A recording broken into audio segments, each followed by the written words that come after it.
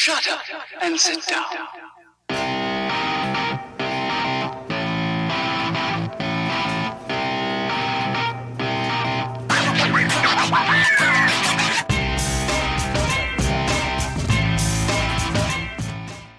Hello everybody, welcome back to NAFBA Below the Ankle. I'm here with my co-host Elias Gilbert, and we have an exciting one to bring to you today.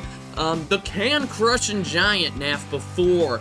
So we're just gonna dive right into it because this was a very good and exciting NAFBA with the first fight of the night, Lucio versus Zach. In the red corner we have Zachary Willis! Oh, really tough like that. What is he doing?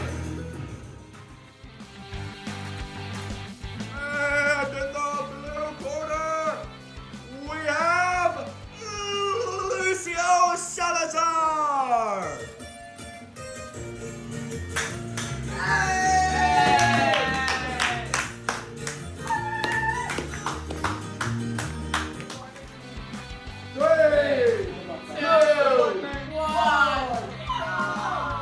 So this was a pretty tough match for both opponents, don't you think, Elias? Both actually, they kind of went up against, I'd say, maybe natural counters, maybe not. I don't know. Zach has a lot of power and size in his legs, which could definitely give him an edge over Lucio. However, during the match, we saw that Lucio's maneuverability and smaller feet were able to get around Zach and his attacks. However, through the match, Lucio did rack a couple more penalties than Zach, mainly due to the fact that he had to reach out a little bit more, which meant he was lifting his arm up a little too much, maybe disengaging his glutes, and in the 7th round, he actually was resting his feet quite a lot. So he had a pretty big problem with arm lift-offs. It's obviously when you're facing a bigger opponent like that, you have to make like the sacrifices. Like you can't do grapples. You have to figure out what you're doing against Zach. And I think that's the reason he beat Zach, is eventually he figured out that he has to dominate the low and get to the bottom of that quad, but he can knock off the slippers efficiently, which he did as he incurred 3 knockdowns and went into overtime.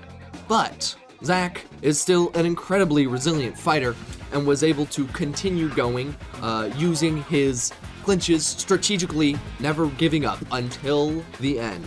When we went all the way into overtime, as when it came around to the end of the 7th round, everything was all tied up and we had to go into a fight to the death, where Zach was knocked down by Lucio, giving Lucio his 4th win in NAFBA history.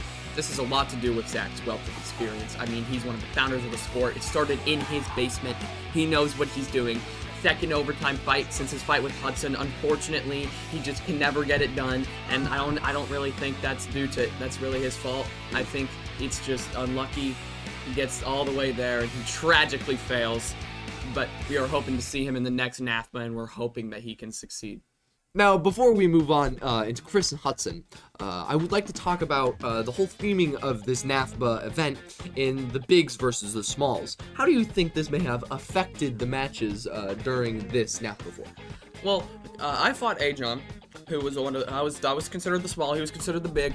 One thing, when you're fighting bigger fighters that you have to understand, is that if they get the hit off, you have to clinch. The entire strategy that you have to revolve around is that you have to be more maneuverable than them. They are slower. You have to figure out where you're capitalizing. First round against Ajon, I got my beat. Absolutely destroyed. I can't say that. You gotta figure out their weaknesses, and I think I did that pretty well. We got into overtime. Eventually, Ajon started wearing down, and that's when I was able to finally finish him off. I think Lucio did a great job. Same thing happened with Lucio. Lucio experienced a knockdown in the 2nd round, had one off in the 1st round, but he ended up recovering, and really only lost stuff due to penalties. Yeah, so basically what you're saying is both sides, a big and a small, have certain advantages over the other one, but again, they have disadvantages, so it actually levels out a fair amount. You might, like some people might simplify it to, oh, the bigger people are bigger, so they're better, but actually, that's not really the case. In fact, the small people won, with 2 of the fights, except for Hudson, who was considered a big person, against Chris, who was considered a small. We will be moving on to that fight right now. Let's go into Hudson versus Chris. In the red corner, we have Christopher Ketchum!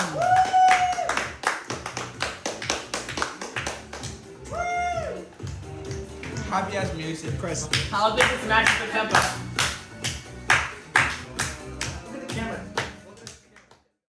And in the blue corner, we have Hudson Hooper.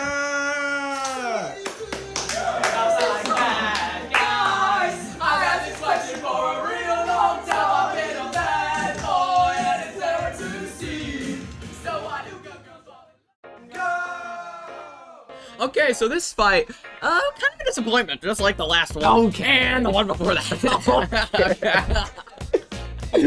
We love you, Chris. Basically, what happened in this NAFBA once again was 4 knockdowns and a knockout in the first 4 rounds. Of course, on Chris's side. It's a bit tragic, but the good thing is that Chris is a great guy, great sport, takes it like a champ, and we're all here to have fun, and he's definitely having fun. And yeah, as you said, we're not quite sure why this great losing streak is happening, but I mean, one day, maybe NAFBA4, maybe NAFBA6, maybe NAFBA327, Chris will win, and he will win strong. This time, wasn't quite it. However, he has improved. He was able to knock Hudson's shoes off, at least one of them in both the 2nd and 4th rounds. The rounds lasted a bit longer than when he went up against Jack. And so I believe that NAFBA5 we will see much more improvements, and hopefully he can at least get to that 5th round. But Hudson has won for what, the 4th time in a row? 3rd time in a row? 3rd time in a row. 3rd time in a row. Hudson is proven to be a staple fighter. After he defeated Zach, that was a huge upset.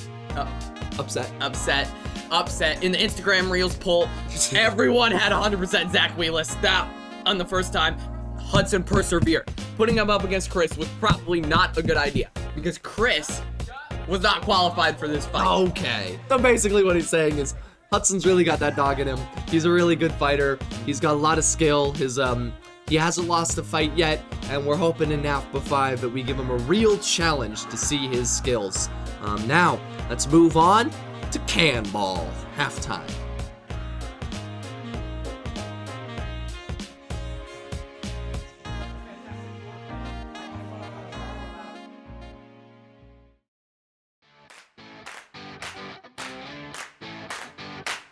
Moving into the halftime. This NAFBA halftime was Cannonball, and it didn't go amazingly. Did not go amazing. Didn't go amazingly. Forever. It did take a bit. Basically, Cannonball is a play on baseball. There's actually, we stole the content. You could have said borrowed and tweaked. Tweaked quite a a little bit. bit. Transcripted the content from another YouTube channel, Major League Can. If you want to go really see what Cannonball's about, go over to Major League Can.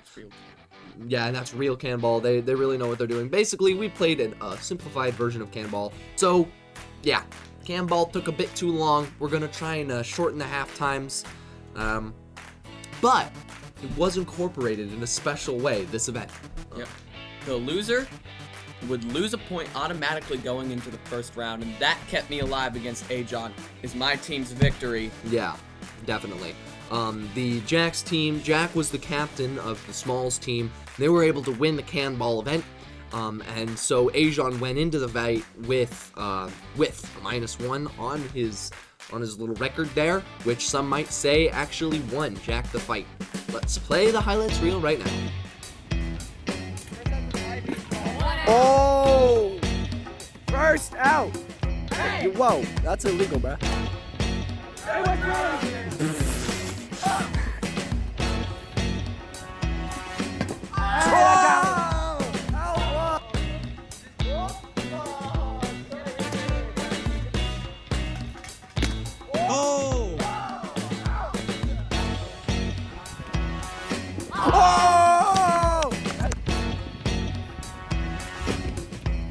Holy shit, did that go in? Is it the second?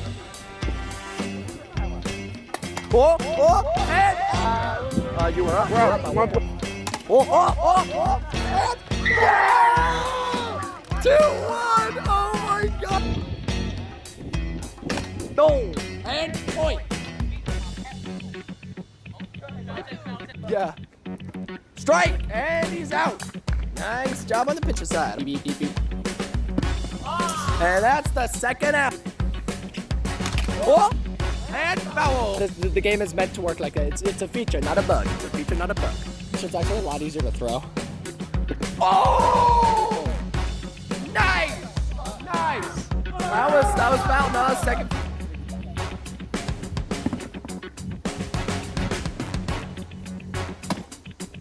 Oh, hit the mark. Point one. Sweet. Step away forward.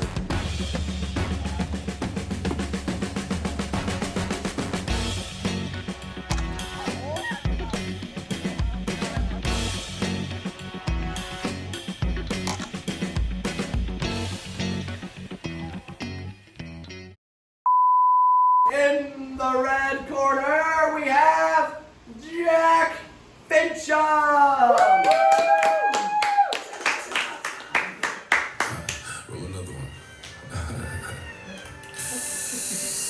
What is this song, bro? What the fuck is this song? Yo, what's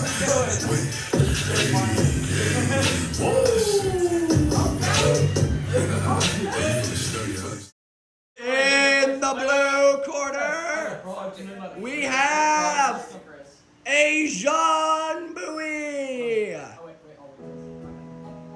Where's this song?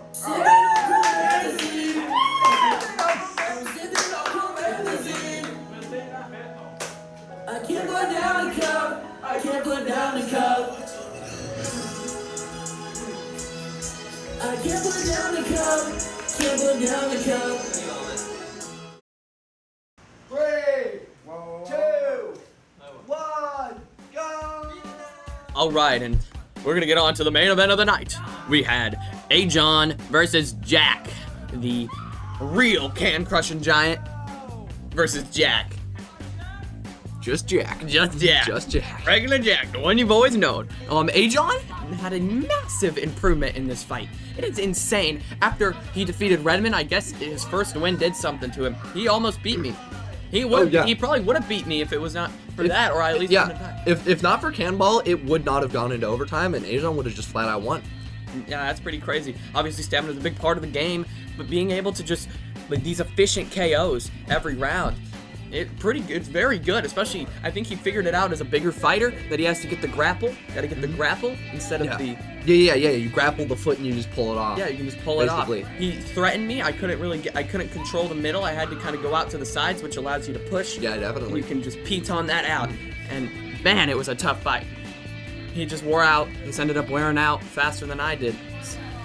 It was also one of the cleanest matches that we've had in NAFBA history. There were probably a couple penalties that whoever the ref was probably could have factored into the fight, but they were not super egregious or noticeable because I didn't. However, Ajon would claim, if you will go talk to him right now, that Jack should have probably raked maybe a penalty in intentional prolonged disengagement. But that was not written down in the official scores, and so officially Jack won. But that was not written down in the official scores, and so officially Jack won, and officially this was probably the cleanest match that we've ever had in NAFBA history. And it went into overtime. Talk about that. The overtime was pretty intense. We started out kind of the same as Lucio and Zach, where we were just trying to figure out who would go first. We used up all our clinches, and eventually one of my shoes got knocked off. We had to reset. We got the halftime reset, overtime halftime reset. And then that's where I was able to kick it on. I 2v1'd, and I scrounged my way back into a victory against Ajon after I figured out what his weaknesses were finally, and I was able to exploit them. It was definitely, there was a lot of tension in the air after Jack lost that one shoe. We really thought this was about to be the fall of our diabetic dynamite, but in the end, he was able to calculate his opponent and figure out the best winning strategy. I do enjoy Ajon's future in the league. I think that he's going to go from being considered a sub-fighter, for those who couldn't make it, to being a real threat, especially in the big weight division. Oh yeah, definitely. Especially come playoff time, I think he's underrated as a pick. I think that he can now compete against Zach after he got absolutely destroyed in the first one, and I think he's ready. I think he's ready. Definitely. Thank you for coming to NAFBA4. We hope to see you again in NAFBA5, and that'll be the end of NAFBA Below the Ankle.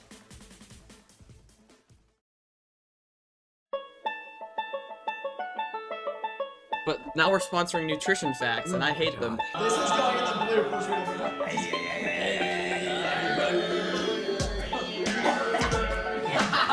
Well, obviously, as someone who has fought against probably the biggest fighter in NAFBA.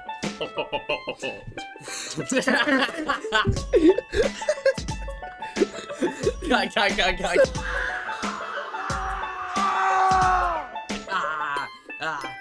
Needs to sleep with one eye open because I'm gonna slime his ass tonight. Chris should feel very little shame. You did good, Chris. You did good. We love you.